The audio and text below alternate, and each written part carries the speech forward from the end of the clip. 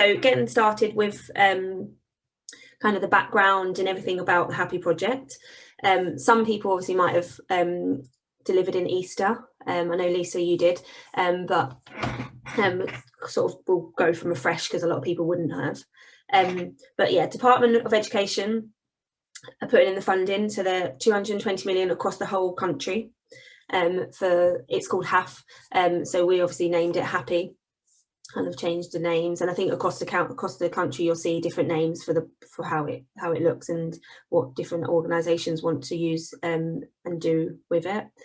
Hertfordshire County Council, so the funding does directly go to them, 2.7 million for the whole project delivery across this year, and we as Heart Sports Partnership have been kind of given the project management side of it, so we're delivering the project, we're like managing it really, and then Hertfordshire Community Foundation are looking after the funding grants and applications, and also potentially I think the training was kind of a not 100%, but they looked after the training in Easter, so hopefully that'll be them again. There was like a tender that had to go out for it, but yeah, so Herts County Council, Heart Sports Partnership, Herts Community Foundation are kind of the three organisations who are teaming up together to deliver this project.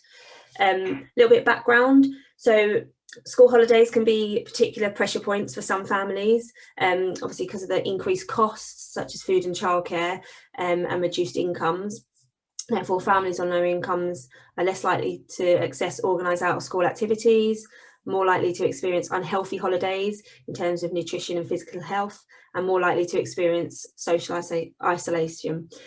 So kind of touching on that a little bit more, obviously you probably heard in the media over the kind of, the pandemic, there's obviously like the Marcus Rashford campaign for free school meals, and it's been big in the media, and obviously the government know that it's something that does need to be addressed, and there's been some pilot projects, and that's why now they're ploughing money into it to actually be able to deliver this project, which is really good, and it's something that hopefully will really benefit and make a difference. It's also worth touching upon the fact that there's a lot more children on free school meals now than there was a year ago.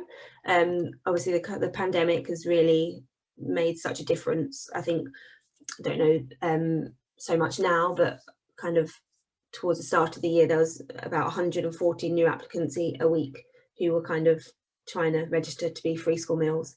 So there's a lot of families who are finding themselves in a situation where they need that extra help. So a little bit about the programme. So the idea is to support children and young people to eat more healthily over the school holidays. So as I was touching on, the kind of free school meal element. So a lot of what happens is those children who would get that free school meal during the school term time, it comes to the summer holidays or Easter holidays, and it's quite a big chunk of time where they might not actually be getting that healthy kind of big amount of food. So that's one of the main reasons this is kind of project's been put on, is to be able to provide that for children, so they're still getting that substantial, nice, healthy meal during the holidays, where a time when it might just not happen. To be more active during the school holidays. So again, some of these children might just stop taking part in activity because they only do it at school. Their families can't afford for them to do it outside activities. So so it's something that they might miss out on. Take part in engaging and enriching activities which support the development of resilience, character and well-being, along with their wider educational attainment. So this is kind of such a big area, the enrichment side of things, but it could be something like a forest school, drama. So it's we from the Heart Sports Partnership are very sport focused, and we know kind of about that. So this project's been great for us to kind of hear from lots of other organisations who actually have got different things that they can bring to this. For instance, the library service, that's another organisation, and it's bringing enriching activities that are going to be useful for these children to be safe and not to be socially isolated. So obviously make sure they're in a safe place, they're seeing other children, they're getting involved, which is quite a big thing during the pandemic. Obviously a lot of learning from home has made that quite a big deal. To have greater knowledge of health and nutrition, and to be more engaged with school and other local services. So yeah, just kind of a lot of the areas that schools would kind of provide this during school term time, but a lot of it would get lost during the summer holidays. So the specification, just also to touch upon this, we have got an FAQs document which does, you know, bring into everything a lot more, and the funding criteria does too, but are kind of the main kind of things here, so you can kind of see. So school age children, so it's 5 to 16-year-olds, and they need to be eligible for benefit related free school meals. It's covered through the Easter, summer and Christmas. So at Easter, it's obviously 2 weeks, summer 6 weeks, but we'll touch upon the kind of dates in a bit more because it's actually down to 5 weeks, and Christmas 2 weeks. What can be funded is 4 hours a day, 4 days a week for up to 4 weeks during the school holiday period. So that's obviously in the summer holidays. During the Easter holidays and Christmas, it's slightly different. It's just the 4 hours a day for 4 days a week. It doesn't cover, you know, the 8. You can't do more. Whereas in the summer holidays, you can apply for more to cover the 4 weeks during the summer holidays. You can't apply for 6 weeks, but you can apply for 4 weeks of delivery. That's not to say that you don't deliver throughout that whole time, because obviously you still can, but it's just this funding that comes from the Department of Education will only fund that. And it looks at physical activity, food, so a hot meal, enrichment activities, and policies and procedures, so the safeguarding and making sure, you know, everything's in order. We touch again upon it a little bit more coming up. Opportunities, so ideally we want to be able to offer 5,000 opportunities across the county per day. So kind of working it out, that sort of is about 25 different delivery organisations or different holiday provisions in each local authority. So the 10 local authorities in Hertfordshire, so 25 in each, so 250 across the board.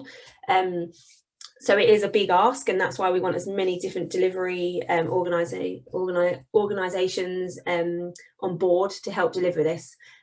We've had different organisations. So with the Easter, we obviously did a face-to-face delivery. We've had kind of people from local sports clubs, but also local schools delivering. We've had church groups apply. It's why it's big, and it's, you know, we want it to be, and we want it to kind of get to different people so that we have all those different organisations. So yeah, looking at the organisations, can be statutory, voluntary and private sectors. Grant programme is now open. Again, there'll be details of all the information on that coming up, but they close on the 14th of May, so it's just keep an eye on it. You know, it's not a huge amount of time, so it's worth starting to think about partners that you might work with and how you can get this going. Link children and young people to services and further opportunities. So we've got a bit of a signposting element of the project that, you know, if we've got a local club that are going to deliver, we want those children to be able to go to that club after, because, you know, it's something that they might enjoy and take part in, and we want there to be opportunities for them to do that. So summer delivery. So just to touch upon this, the reason we're just doing, when we say we're only doing face-to-face delivery, is because during Easter we had an online provision, and we also had 4,000 activity packs and wellbeing packs that we sent out to like the most vulnerable children, and that was due to the COVID pandemic, but we were able to deliver some face-to-face, so we're pleased about that, as it was kind of a bit of a pilot and a bit of a tester for us for the summer. But yeah, so to just be face-to-face, there won't be any of those other elements this time. There's grants, so the grants are to support the provision of activities for 4 hours a day, 4 days a week for up to 4 weeks during the school summer holiday period. And delivery can be, so it can be 16 times 4 hour days or equivalent between the 26th and 27th of July. So if we'll touch upon that again, the dates that can be delivered in. So yeah, we have shortened it to just 5 weeks that you can deliver in during the holidays, only purely because I think the last week is a bit of a half week, it's not a full week. Some schools will start going back, some won't. So we've just taken the decision that it'll be 5 weeks that you can deliver in. Also, this links with our food partnership that we have with Hearts Catering Limited, again, which I'll touch upon later, but they won't be delivering in some of the weeks. So it just makes sense for us to not sort of offer that last week. Programme delivery, so non-negotiables, so things, you know, that have to be in place for this project to run, and this is the Department of Education, this is what their guidelines state, and this is what they want and the reasons why they're funding these projects. So food, so it has to be a food a substantial school food standards meal, hot meal. There are some areas in Easter where there were some cold meals that were delivered, and this was due to kind of some people not being able to, you know, it was such a short turnaround in Easter. But so for summer, it needs to be a hot meal. You know, it's a long period of time that these children won't necessarily be getting a hot meal, so we need to make sure they do, and that happens. You can find all the school food standard stuff on our website. With the food side of things, because I think sometimes that's a lot of organisations look at that and think, oh, okay, we can't do that, we can't provide that. We've got a partnership with Hearts Catering Limited that we did in the Easter holidays, and it worked really well. We had hub sites. The hub sites aren't confirmed just yet, but the idea of the hub sites is that we've got kitchen staff who are cooking up meals, and if you request that you would like a hot meal, you know, for your camps, and you want to link with Hearts Catering Limited, then you can come and collect the hot meals, bring them back to your camp. You just need to make sure you've got somewhere that they can eat, like a table and an undercover area, just because obviously they're hot meals, you don't want to be eating a lasagna sitting on the floor or anything like that. And undercover, because obviously we know what the British summer's like. If it's really raining, we want to make sure that they can have that undercover space, which is also quite important just genuinely, because if it's really raining, you don't want them to be stuck outside for 2 hours not being able to, you know, even go in the rain. Or be stuck in the rain. But there's lots more on the food side of things, and Orla obviously is our panelist who kind of is heading up that partnership with Hearts Catering, but they do have a budget per person, so it's just in your application form you'll just need to factor that into your £20 per head. But that kind of, again, all in the FAQs, all in our grant criteria, and any questions on that we can kind of help out a bit more. Physical activity, so 1 hour a day. It can be more than 1 hour, that's absolutely fine. Oh, sorry, actually, just to touch on the food side of things, it can also be, it could be a breakfast, a hot meal, a substantial breakfast that you're serving, or lunch or dinner. It can be any of those 3 meals.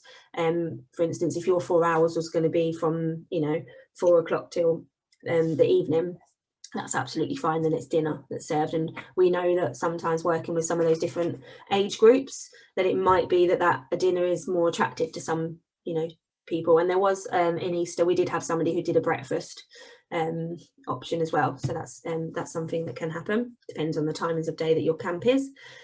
Enrichment, so physical activity, a 1 hour day. It can be more than 1 hour a day, that's absolutely fine. Obviously, if you're a football camp, you're going to be doing more than 1 hour a day, but it's for, you know, organisations who don't necessarily do the physical activity side. There needs to be 1 hour of physical activity within that. Enrichment activities, again, so 1 activity a day. So this again could be something like it's forest school, it could be drama, it could be the nutritional element of learning how to cook something, or confidence building. You know, there's a wide variety. We've got a section on our website again that I touch upon a bit later, or specialist services. So if you didn't have that enrichment side of things, and you're looking and you're thinking, oh, you know, we could deliver everything, every other element, but we're going to struggle on that, the specialist provider section has lots of different organisations who might be able to help you out and do that side of things. Monitoring evaluation information, so obviously like every project there needs to be evaluation and monitoring that we have to report back to the Department of Education. So that's just standard, and we'll request that, and there'll be a date that we request that by. And we've got a booking system, so we'll talk about that again, but that will enable you to kind of not even have to really do too much other than what you would be doing on the booking system anyway, and that's all the monitoring information will be captured on there, so we can pull it off. Free school meal, so any free school meal places on that you have on this project, so you can have paid for places as well, which we'll go on to a bit further, but do need to be on the Happy Booking system. So we have our own portal that's like a booking system that parents and carers can use to book their children onto these camps. We ran it in the Easter holidays. We had like a phase 1 and phase 2 side of it. So we kind of know that for summer a lot more things are happening with the booking system, and it'll make it a lot more easy for people to use. And you have to use it for your free school meal places, because there's no other way that we can know that you've got free school meal children taking part and on this system. So yeah, but again, If you're successful, there's a training session on the 21st of June to learn, you know, everything about the booking system and how you upload things, how you do stuff, and there'll be documents and step-by-step guides and stuff like that. So it'll all be there, and there'll be guidance and help for you to use it.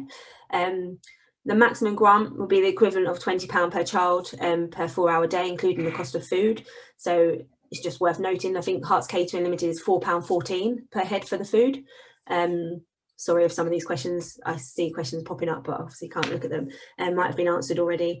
But yeah, £4.14 per head is the Hearts Catering Limited. You might be able to go and find a different organisation or partner, like a local restaurant or something, who will, you know, work with you. Absolutely fine. And if they could do it for cheaper, then brilliant. You need to sort that out yourselves, but that's fine. But yeah, it's £20. It was £17 per head, so we have gone up for the summer project. Summer programme delivery, so it can be existing provision. So we do encourage providers to fund places on current provision or expand current provision, so what you've already got. I know there'll be some organisations who do totally something new, but it's definitely worth having a look if you've already got stuff happening and just adding on the spaces of the free school meal students, because it's definitely something that, you know, we don't want to ask everybody. I know it's a lot to ask to put something totally new on, and if you're already doing something that works well and fits all the criteria, then definitely go ahead. You can offer some paid for places, so as I was saying, as well as the free school meal places, you can offer paid for places for students and children who aren't on free school meals, and those children who might already come to your camps, you know, normally. But anybody with the free school meal codes and places will obviously be free places, and you can get funding for them. You can't get funding for the paid for places. You can only get funding for the free school meal places. Can be longer than 4 hours. So we did have some organisations who partnered with another organisation, or got some extra funding to make, you know, tot it up to 5 hours a day, or just did it as 5 hours a day because it just fitted their time scales and everything better at no extra cost. We're not obviously asking you don't have to do that at all, that's fine. The 4 hours is more than fine as well from the Department of Education. Also families, so yeah, families can claim back 85% of childcare costs through universal credit. And the provision, if that's going to be the case, the provision will need to be Ofsted registered. There are elements within it that certain age groups that you focus on and certain provision that you provide might need to be Ofsted registered. All the links for that are on our website, so you can kind of look into that, and on our FAQs document as well, so you can kind of look into that a little bit more. You don't have to be Ofsted registered, but there might be, if a certain age group or a certain, you know, thing that you're looking to do might need to be.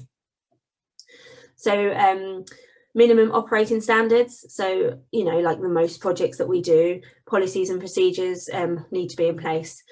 Safeguarding, so obviously everybody delivering on your project, as coaches, people taking part, people delivering need to have their safeguarding and protecting children course. We will be putting on courses, and we did for the Easter, and we will do it for the summer, so we'll be putting on some of these courses that you can kind of come along to and take part to train up the staff. Safer staff and processes, so just general things like making sure they've got their DBS checks, references, you know, all the things that you would as an organisation have in place for people who are going to coach on your sessions. School food standards, so their food does obviously need to be school food standard.